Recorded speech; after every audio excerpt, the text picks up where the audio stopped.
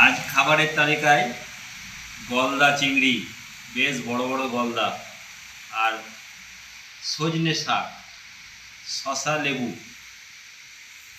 সজনে শাকের তো গুণের কোনো শেষ নাই, অশেষ গুণ, আর সমস্তটাই খাঁটি নির্ভেজাল রান্না। এতে কোনো সেরকম জোরালো মশলাও পড়ে না।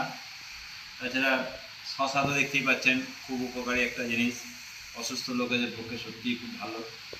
তাই আজকে আমার খাবার মেনুতে গলদা চিংড়ি আর সজনে শাক।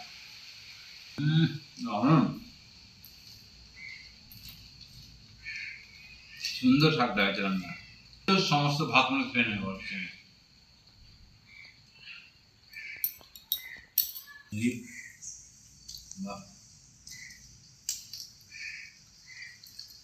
খুব সুন্দর রান্না।